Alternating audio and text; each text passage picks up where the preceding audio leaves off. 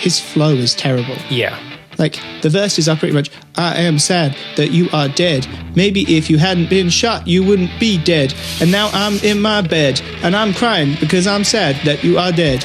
Hello, and welcome to Biggest I Ever Had. Biggest I Ever Had is a limited music series.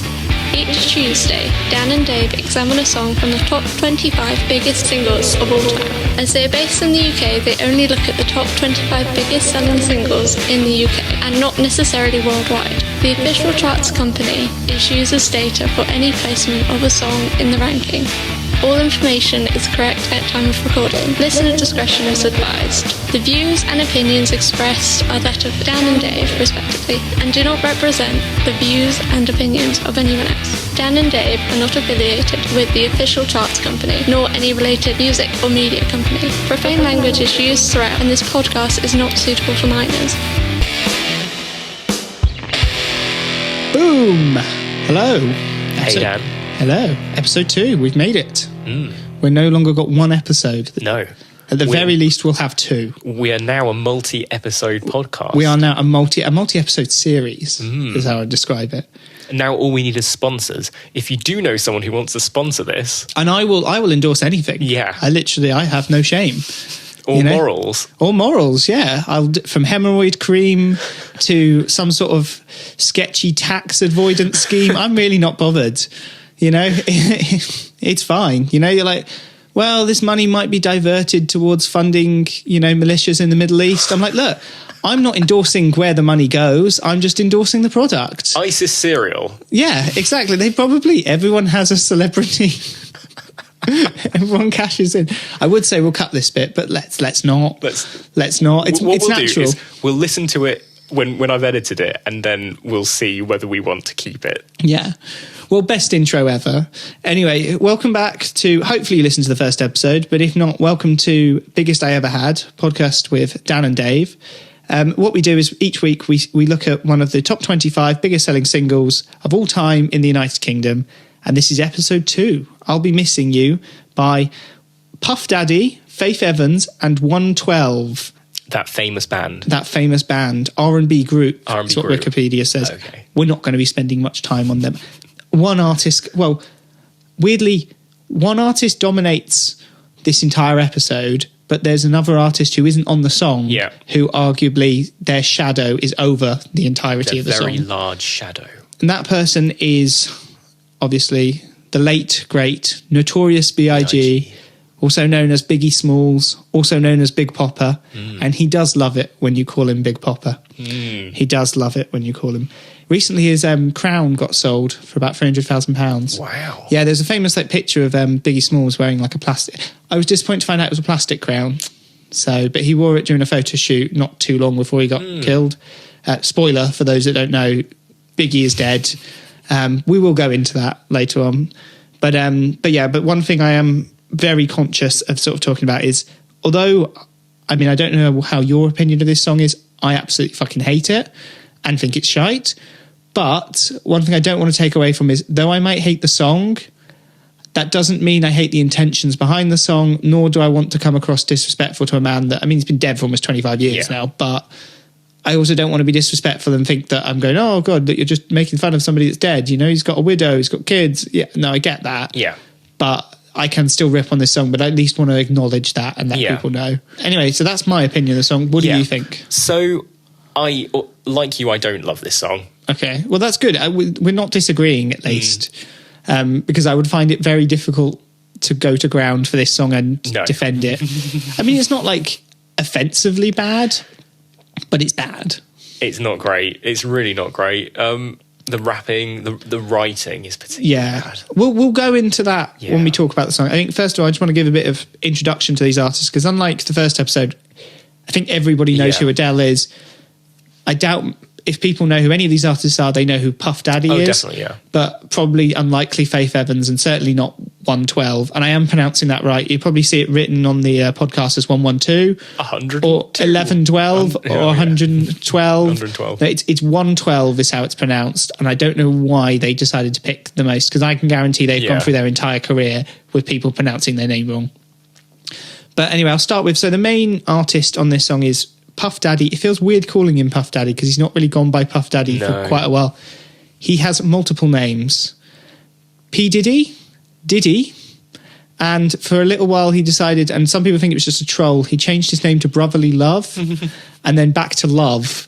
Well, not back to Love. He went from Brotherly Love to Love, and then now he's back to being Diddy.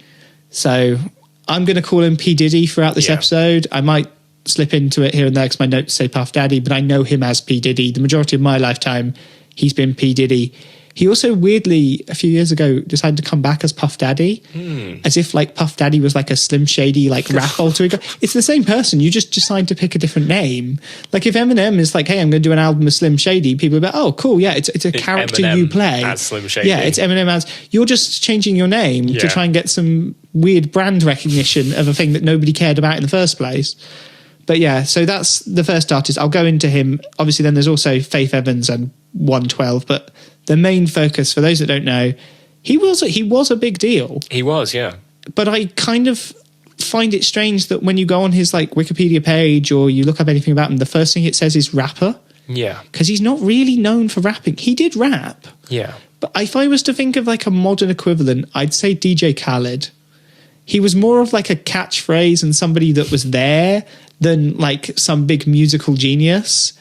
He like, I don't think anyone's under the impression that he's a musical genius. No, but he's kind of remembered as this successful rapper, and his rap career is, I mean, it was successful in terms of sales, but that's more to do with when he was successful. Yeah. I mean, if P. Diddy released his debut album tomorrow, nobody would give a shit. Nobody would care. He's kind of more famous for being, again, he's one of these people that he's called a producer, but it's kind of, I feel bad to say, when I think of music producers, I think of somebody like George Martin, who's sitting there with, you know, all the different strings and is twisting knobs, or a hip hop producer like Dr. Dre, who's spending hours going through all these obscure samples. And he wasn't really like that. He was more sort of like, he put this person with this person, you two make a song together, you know, and I'll take some credit. Yeah. And a lot of like, he was quite famous for the songs that he would produce, quote unquote, would just, and this is one of those songs, would take a sample from a song that had already been a hit, like Electric Avenue, or in this case, Every Breath You Take, we'll get onto that in a minute, and base the entire song around that, and then just get his friends to rap on it. Yeah. And then I mean, the amazing thing about him, he was hosting parties with like 5,000 people in them before he was famous. Before he was big, P. Diddy got his start, like, I believe it was in Florida, basically hosting these giant parties, like street parties. And he would organise those, and they'd have rap battles. And I mean, he was always part of the culture. Yeah. But he would do that. I would say his talent really is, he's a fantastic A&R man. Okay. Like, he's brilliant at promotion. He's a great entrepreneur. He's brilliant at turning sort of like taking something from the culture and going, right, people in rap videos like wearing these particular types of clothes. I will start a clothing label, which will be incredibly successful. They used to sell, I mean, he doesn't have a majority stake anymore, but you know, Kirok vodka? The one with the like blue ball. They sell it in Co-op. Yeah, that's his vodka. Okay. Yeah. So, like, and if you ever wonder why music videos from a sort of 10-year period always had those in, it was because of him. He was kind of like Dr. Dre with his headphones, which I think is impressive. I mean, there is talent there. I'm not saying he's an untalented man. I just think he's a terrible rapper. And he is a pretty bad rapper. I mean, he's kind of one of these people who he's been very successful at going on the coattails of others. So people like Notorious B.I.G., he's been able to sort of go like, hey, I'm best friends with you. And I mean, he must be a likable guy. Yeah. But I think he's been very good at sort of going, hey, Notorious B.I.G., I will rap a verse on your song. And people go, yes, please do that. And then I'll be in the video. Cool, yes, do that. Because I'm the one financing it all. Yeah, exactly. I'm not going to tell my boss he can't be on my song. And yeah, and that seems to be his entire rap career. He had a project a few years ago called Diddy Dirty Money. Okay. Which was terrible. It was kind of meant to be like this, I don't want to call it an art collective, but it was like he presented it almost like a cult. It was like, it's not a band, it's not an artist. Kind of in the same way Johnny Rotten was with like Public Image. Yeah. He kind of was like wanted to make like a hip, I don't think that was a direct influence, but if you think that kind of like no, you're just a band, or you're just an art. Not a corporation. Yeah, he was kind of like, this is going to change the world. I'm not just going to be making music. I'm going to be like humanitarian efforts. I'm going to be like all these different things. And I think they just released a couple songs and then broke up. From so it didn't go well for him. It didn't go very well. I mean, that's another thing. Again, he seems like a very nice person. Yeah. And you can always tell if somebody has a long career, they tend to be pretty decent people because the arseholes kind of get found out. Filtered out, don't they? Yeah, they do. And also, like, he's been very sort of good to his community. Like, a lot of that's one of the things. I was going to do a little disclaimer at the beginning of this episode because I originally thought this was a charity song. Really? Well, because it would make sense. It's a tribute song. It's which charity? Well, that was what I wondered. I thought, maybe it was like an anti-gun violence or like an anti-gang group. No, he just took the profits. Oh. And I'm not calling him out for that because I would have done the same. And B, like, he has had lots of foundations and he's set up multiple foundations helping inner city kids get into music. Yeah, but you kind of think if he's profiting off someone's murder, you'd want to not keep that money, particularly if it's like meant to be such a heartfelt tribute. I mean, with Biggie Small's widow.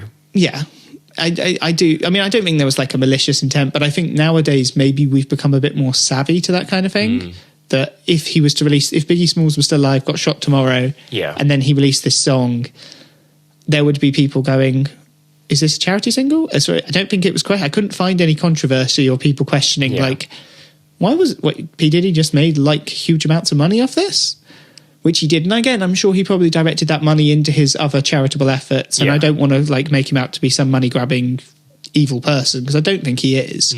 But I do think it should be noted if anybody's sitting there listening to this wondering, they're taking the piss out of the charity song. Like, that's not cool. First of all, we will be taking the piss out of a lot of charity songs during this because there are a shit ton of charity songs in this list.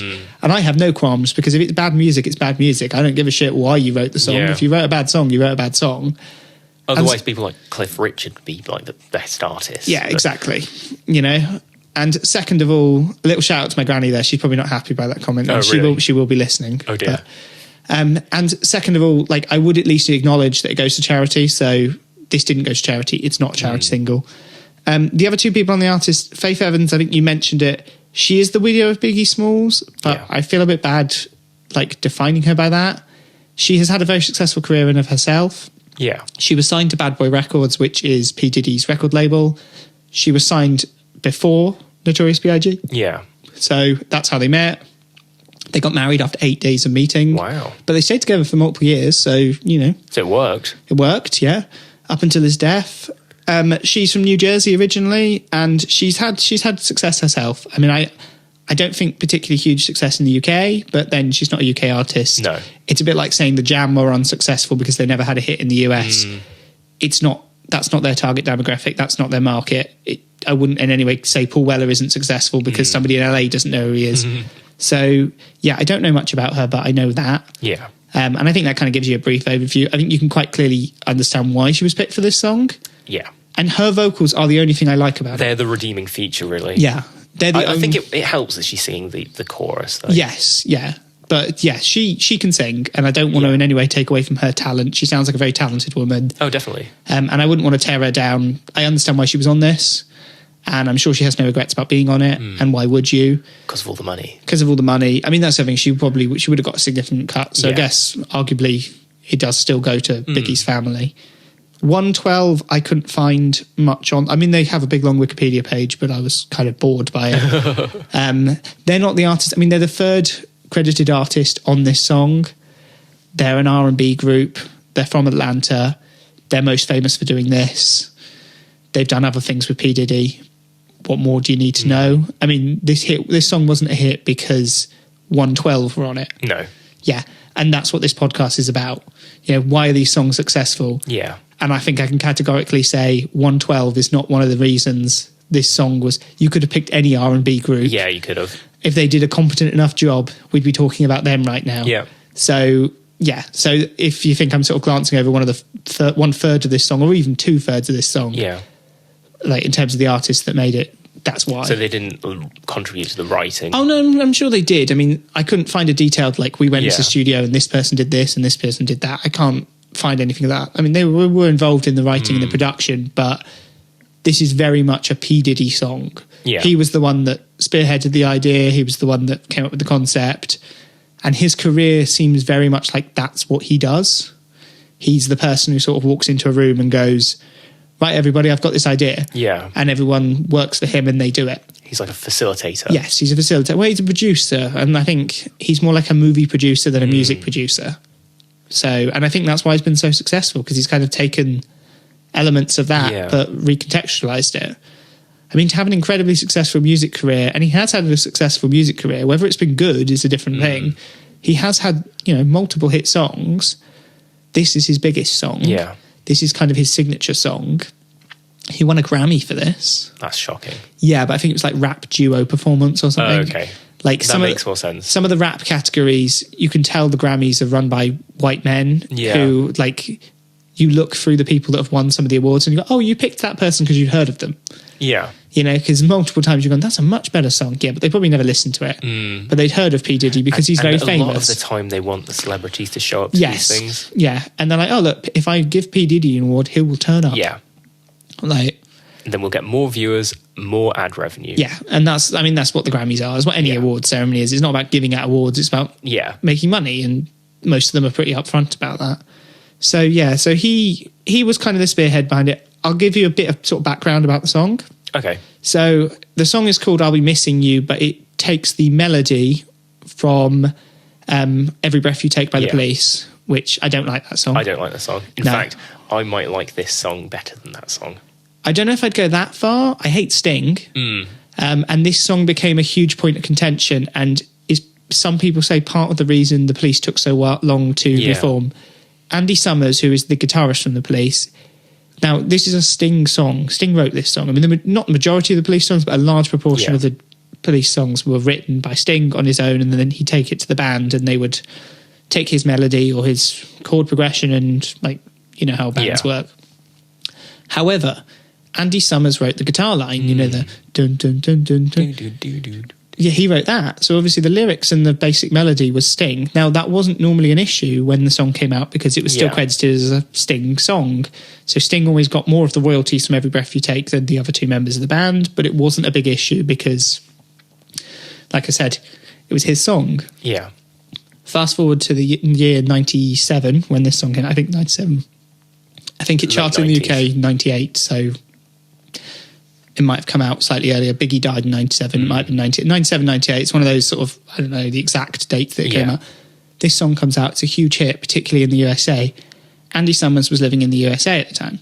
He wasn't consulted on using the sample because obviously it's not him that owns the rights. Yeah. However, that is his guitar line, and his guitar line is used in the song. That's what they sample. They sample directly. Obviously, they don't sample Sting's singing. They don't use Sting's lyrics. So apart from like the first line of the chorus. Yeah. So, it's different. They completely, they don't, I don't want to make it out like they're doing like some impressive thing and changing the sample and making it something completely different. They're not.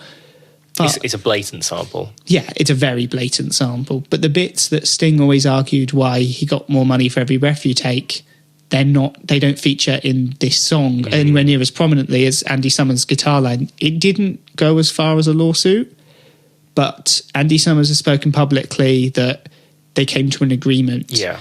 So I don't know if he signed, and he still doesn't get a writing credit on this, I've noticed. Andy Summers doesn't, so I don't think it was made officially. Like that Andy Summers, maybe Sting just agreed to send him like 30% of the royalties or something, and it was just an agreement between the two of them to avoid court. But it was one of those things that became a bit of a sticking point, and I mean, they did eventually reform, but a lot of people said that was just a cash grab. They famously hate each other. Like, of bands that hate each other, and it mostly seems to be that they just hate Sting. Yeah. And I can understand why, because he seems like an arsehole. Super pretentious. Yeah, and he just seems like a bad person.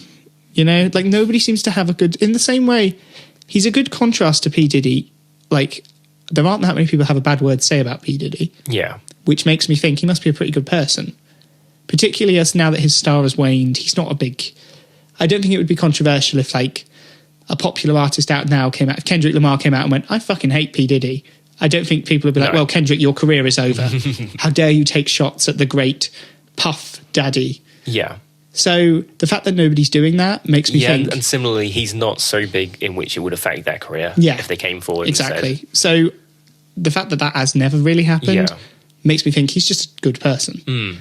However, Sting is the opposite. There have been like 30 plus years of people making jibes about how much they hate Sting and how much of an arsehole he is and how pretentious he is and how up his own arse he is and how he thinks he can solve all the world's problems. Yeah. So fuck Sting basically is the general. Can we swear on podcasts? We have a disclaimer that they're swearing. Oh, good. And I think we're just not allowed to say the C word. Okay. So I don't really say that word anyway. No. You know, there aren't many people. If we were doing an R. Kelly one, that song that might come up.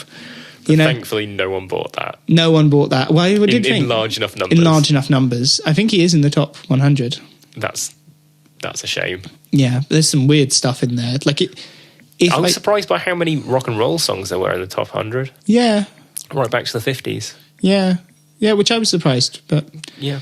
Yeah, so, yeah, it samples that. One other thing to note, again, the chorus it's kind of a combination of a gospel choir and Faith Evans. She also does a cover of One Fine Morning, which is like a gospel standard towards the end of the song, which I believe is also public access, so nobody kind of could sue for that. There's a big thing as to whether P. Diddy actually wrote his own lyrics, which, first of all, if he didn't, I hope he didn't pay for those lyrics because they are fucking terrible. Absolute crap. There's a thing I'm reminded of that Vanilla Ice used to, instead of calling himself a rapper, used to call himself a rhymer, which never really caught on. This is rhyming. This isn't rapping. It's barely rhyming. Yeah. They try and rhyme the same phrase, not just the same word. It's something like, I'll be praying for you, something each night I pray for you. They rhyme the same exact words. The other thing is as well, like, talking about how bad of a rapper he is, his flow is terrible. Yeah. Like, the verses are pretty much, I am sad that you are dead. Maybe if you hadn't been shot, you wouldn't be dead. And now I'm in my bed, and I'm crying because I'm sad that you are dead. Every step. Yeah, it is. And I'm just there like, are you reading these words? I mean, obviously, if they were written for him, I guess he is reading them. He kind of also acknowledged the fact that he doesn't write his own lyrics. Yeah. Because there's a lyric in one of his songs called Bad Boy for Life where he says, I don't write rhymes, I write checks. Pretty much acknowledging, which I'm kind of okay with. Yeah. If you listen to P. Diddy's music, you listen to it because you like what it represents. Yeah. You know, Money Cash Hoes, the Jay-Z song. That's what I think of, though, is this sort of like, if you like this song, it's because you like the lifestyle of P. Diddy, then you're like, I want to be P. Diddy, not I want P. Diddy's talent. What he represents. Yeah. And I think that's kind of a bit of background about the song. Now to kind of go into the history of it. Now, I don't want to say this song was just big because Biggie Smalls died. I think 90% of that was that. Yeah. And I definitely think that casts a big shadow. It is a tribute song to Biggie Smalls. There's no sort of ambiguity. That's what it's about. It's about how much he misses Biggie Smalls. Yeah. The cynic in me says because, you know, that's where his career was. Yeah. Managing and being in charge of Biggie Smalls. I mean, they were very close as friends. And that's where the money is. Yeah. They were very close as friends. And, you know, it was sad. You know, Biggie Smalls was kind of in his prime. Yeah. You know, and the murder's still unsolved. I mean, a bit questionable there because I've watched a couple of documentaries and it's pretty obvious who shot Biggie Smalls, or at least in my opinion it is. I believe he was a retired policeman. They found the shell casings at his house. He doesn't have an alibi and he was paid under the table by people that wanted Biggie Smalls dead. Okay. Yeah, and got convicted on corruption charges later on. There's a bit more to it than that. He's the only suspect there's ever been. Okay. So I think you can kind of... I'm not going to say his name or anything because I don't want to get sued. It's still all alleged. Yeah. But yeah, there's a lot of conspiracy theories as to who killed Tupac. For those that don't know, they were in kind of a pathetic rap feud. Some say it was manufactured. I'm still of the mindset of it was kind of manufactured by Suge Knight, who is somebody we'll get onto, and P. Diddy. P. Diddy represented the Biggie Smalls camp. They both got shot down within, I think, 13 months of each other. They're both shot and killed. I don't know. I mean, some say Tupac was killed because of Biggie's camp and that Biggie was killed. And I think that's a very easy way to think about it. I actually think it's a lot more complex than that, which is part of the reason the crime has never been solved. Yeah.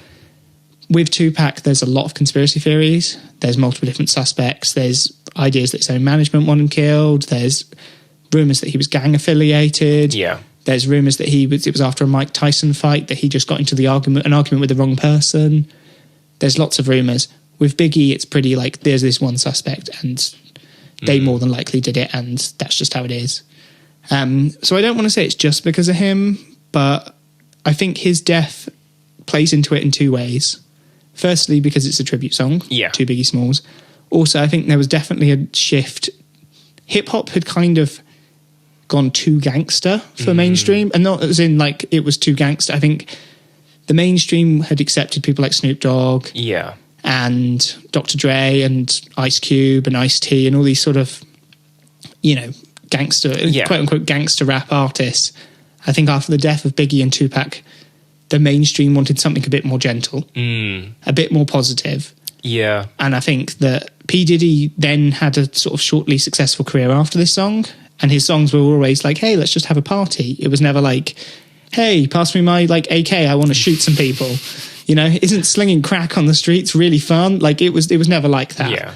And I think also you can parallel the fact that Will Smith suddenly had a successful rap career after Biggie and Tupac died.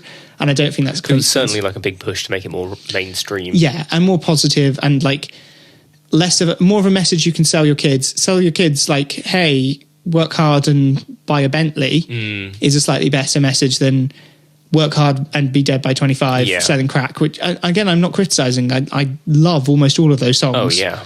And I hate this period of rap. This is probably one of the worst periods of rap music. It's fake. It's very superficial. And I think the last 10 years, we've all come to realize that. Yeah. And people like Jay-Z have kind of written songs that have reflected back on, because he was coming up like really successful during this time, have written songs looking back going, yeah, that was really superficial and crap. Like there were literally people in our communities dying, and here we were rapping about having like 7 V8 engine cars and having sex with models on big yachts. And it's kind of become like, well, hold on a sec, we were a bit out of touch. Yeah. So, yeah, because it's the other thing is people say this is one of the songs that kind of represents the start of what they call the bling era. And by that, I mean, like, cliches in hip-hop have always been cliches, and they've always been cliches for a reason. Yeah. But this is where, like, cliches became, like, full on, and that's just how things are. We're talking the big chains, covered in diamonds. Like, a rap video is women with very few clothes on, dancing with some nice cars, throwing money in the air. Like, all the cliches that you would tick a box for. I don't want to say P. Diddy's responsible for all of them. Yeah. And they had existed long, like before that. I mean, going back to the 80s, rappers were making music videos like that. But I think it just became the standard after this. It became like a template, didn't it? Yeah. Yeah, it did. And it was like, oh, I've got a rap video. Oh, cool. Like, let's hire some Ferraris and get some models. Cool. Done. Like, doesn't need a plot, doesn't need anything. So why do you think this song... Because obviously that's the historical context behind the song. Why do you think it sold so many copies in the UK? And I don't really have an answer to this. It's a bit of mystery to me. Because I get why it was so successful in the US. Yeah. But Biggie wasn't that big in the... I mean, he was big. Yeah. But you got to remember, he was really big during Britpop, which was exploding in the UK. I mean, there are artists that were much bigger than any of the Britpop artists, and they come up later on in the list, and we will discuss what people were actually listening to in the 90s, because I think people thought they were listening to cool music during the 90s. But if you look at the sales figures, they really, really weren't. But he wasn't that big in the UK. I don't quite understand how it translated to such success. I guess the familiarity with the sample. Yeah. That's a big one. I mean, maybe there's a song which will be the finale of this podcast. Yeah. And I daren't say its name, but it references a major event of sorrow in some British people's lives. And I'm not going to give anything away. Maybe people were still kind of reeling from that, and they wanted something sorrowful and reflective about mourning someone's death. I don't know. I guess it's so simple, like the lyrics, and so nondescript that it kind of applies to a lot of people who are missing someone. Yeah, I think the other thing that played into it is rap videos. I mean, all music videos on major labels had ridiculous budgets. Yeah. It became like a one-upmanship as to who could spend the most amount of money on a video. And we're talking millions here. Yeah. This video cost multiple millions. I don't have exact figures, but one estimate was around about 2 million. God knows where that money went. He falls off a motorbike. He dances in an airport terminal, and he dances, which is bizarre. First of all, P. Diddy wasn't known for dancing. Like, he wasn't like Michael Jackson. If even Michael Jackson's like sad songs still had him dancing, but he was Michael Jackson. He's gonna dance. That's what he does. Yeah.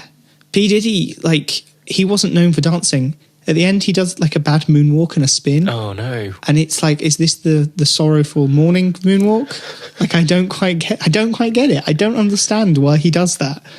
But yeah, it was directed by Hype Williams, who has directed every rap video you've ever heard of, pretty much. I was going to pick him as my tenuous Kanye, but it was a bit too obvious, that one. Hype Williams has worked with he's not just worked with every rapper, like every artist in the last 20 years. So I'm sure he's probably even done like an Ed Sheeran video at some point. Like, it's not that weird. The other thing that's right, this is a funeral song. This is a popular funeral song. Yeah. Really? I don't get that. I mean, it's not. First of all, it's not about you dying. No. It's about you being dead and people missing you. Like, are you saying like you should be missing? I don't get it. I mean, people are thick, is what you can take away from that. I would explain it as a song that stupid people think is very meaningful when applied to their lives. Yeah, and I think that's a good way to review it. Yeah. And I still don't get. Because I mean, the final point maybe we just sound really like stuck up. Maybe we do, but I think I'm saying like the production isn't pretty good. It's really dated now. The flow is terrible. The lyrics are terrible. Yeah. The one redeeming feature is the choruses. I can understand it being a hit when it came out. Yeah. What I can't understand is it's being the 24th biggest selling song in the UK ever. It's shocking, really. I just don't get that. Even if you look at any other song on the list, you kind of go, oh yeah, I see why that's here. But this one, I haven't heard it on the radio for 15 years. The last point I kind of wanted to go into is the lasting influence of this song. Now, with someone like you, that was our previous episode. Yeah. I can imagine that on the radio in 20 years' time. Yeah, it's kind of timeless, isn't it? We are over 20 years from this. I don't think I've heard this on the radio this millennium. No. And I honestly don't think I have. I think the last time I heard it was when I was in college, and that's like over 10 years ago. Yeah, it's just I don't think it's had any influence. No. Like, and I don't think anybody's going to be like, I don't imagine people that grew up with this song, like young celebrities now, if they would go on Desert Island Disc, would go, you know what song really shaped my childhood? I'll Be Missing You by Puff Daddy featuring Faith Evans and 112. It's not. I really don't think it's going to influence anything. No. I think that a lot of people will look back at it nostalgic, being as that time period. Yeah. When Biggie had died. Maybe like applying it to whatever. Maybe if you were doing a documentary about Biggie Smalls, you'd have it playing over the credits. Yeah. Yeah.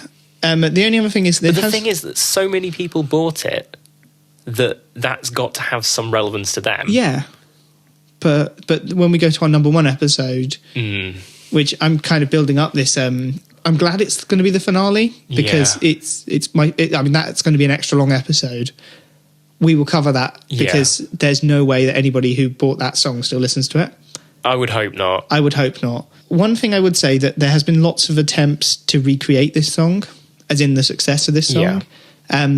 P. Diddy has tried it multiple times himself. My favourite Notorious B.I.G. tribute song to him released after he died, the song Nasty Girl, featuring like every rapper imaginable. It's got Nelly on it, Pharrell's on it actually, he did the production. It's my favourite Notorious B.I.G. song. That was intended as a tribute, like, hey look, he's been dead for 10 years. Like, aren't we sad? Let's have a party. But that's my favourite Notorious, and I like Notorious B.I.G., but that's my favourite one of his songs. There's also been attempts by I don't want to call them the Tupac camp, the people on Tupac's side. Yeah. There's one person who I mentioned his name, and his name is Suge Knight. He was the manager of Death Row Records. Yeah. He was the manager of Tupac. He's currently in prison for a double murder. He's portrayed in the movie Straight Outta Compton as being a violent, nasty thug. Okay. When he found out that they were portraying him as this violent thug, he went down to the filming of Straight Outta Compton and killed 2 people. Wow, that's definitely how you show you're not a violent thug. Yeah. Anyway, a lot of people have hinted that he's threatened to kill P. Diddy multiple times. Wow. Multiple times. P. Diddy's always kind of been like, no, peace and love. We don't need this whole... Like, there's a famous clip of I think it's like I don't know if it's the BET Awards, but it's, this big, it might have been the Source Awards, which are a big hip hop awards ceremony in the USA, where there was this big East Coast, West Coast thing. This was before Tupac and Biggie were dead. Yeah. And like Tupac comes on stage and talks shit about, fuck the East Coast, West Side is the best side.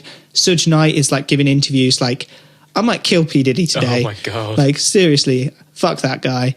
And like P. Diddy walks on stage and it's like, yo, I got to spread the love. I love the East Coast. I love the West Coast. And I always feel like that was P. Diddy's stance on things. Yeah. So, which is why I never really thought that he had anything to do with Tupac being shot, because his like whole thing was just like, we can both exist.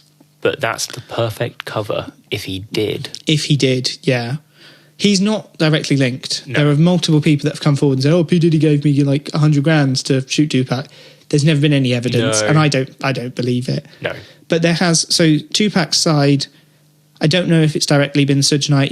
He used to own a lot of the rights to Tupac's like image and things, and I think he went bankrupt, so I'm pretty sure he sold them off. But there's been attempts by Tupac's sort of managers of his estate to kind of do a Tupac version of this song. Most famously, they did the song Ghetto Gospel, which featured Elton John, and it's passable. Okay. I don't think I've heard that. I've heard of it. Yeah, you might recognize it. Was kind of a minor hit. I think it might have even gone to number 1 in the UK, but I don't think it had any staying power. The other one is there's a song which nobody remembers but me, called Pac's Life, where the hook for the chorus, was, I'm apologising now, I am going to sing, it was like, everybody talk about Pac's life, and meaning Tupac. Everyone think about Tupac and his life. I remember listening to that song when I went swimming. I would have been about 9, and I thought the song was about Pac-Man. Okay. So I thought, nice tribute to Pac-Man. Like, good, they're doing video game songs now. So, again, probably not their intent that they initially had.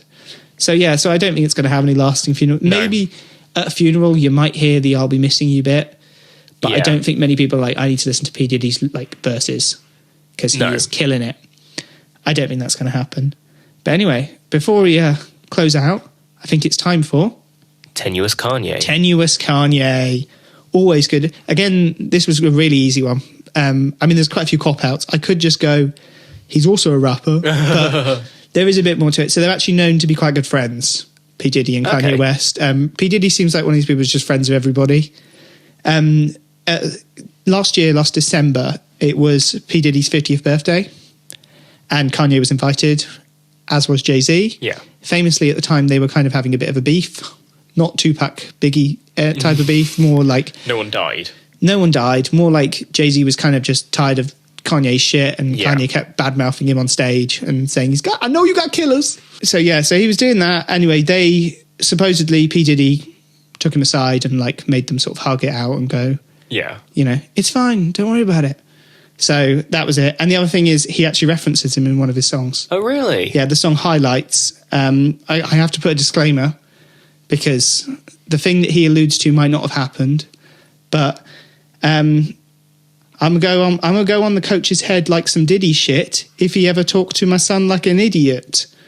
What he's referencing is the song Highlights from Life of Pablo. What he's referencing is an alleged incident. It was like a little league football team that P. Diddy's like son was playing in, and the coach shouted at him, and allegedly, denied by P. Diddy, but allegedly P. Diddy walked over with a dumbbell and beat his head in. Oh my God. During the middle of the game. I don't know how true, none of this has been proven, and I don't think it actually went to court, but that's what Kanye is alluding to.